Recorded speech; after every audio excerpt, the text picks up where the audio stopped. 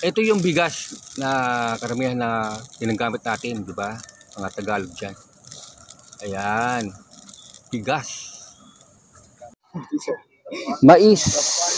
Ito yung tinatawag na mais. Dito lang yan sa Bisaya, sa Cebu. Mais. Tuturo ko sa inyo kung paano pagluto ng mais.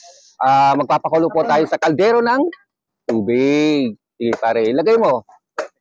Pagkatapos yan, sige, pare, ilagay mo na. Yun, ialagay yan. Yung mais natin. Mais ng mga Cebu. Mga Bisaya. Yan. Pagkatapos yan, nanalagay yung mais, ay halo-haluin yan. Para hindi masyadong mahilaw.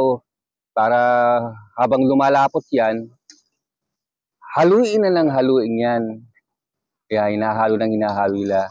Kailangan na yung talagang bagong kulo na tubig.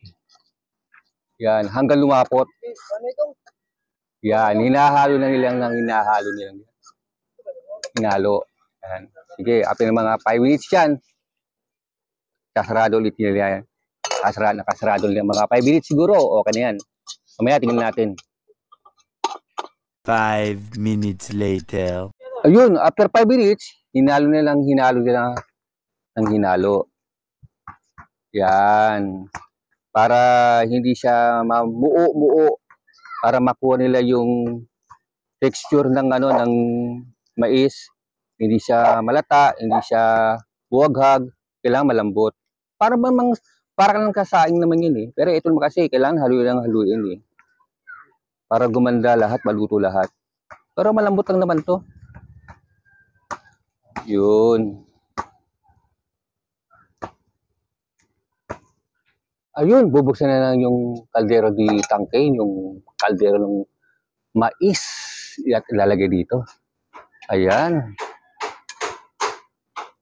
Yung pala yung mais na tinatawag nila, oh. Akala mo patuka sa manok eh. Kung paggamasdan mo, di ba? Akala mo parang lang eh, yung pagkain ng mga baboy.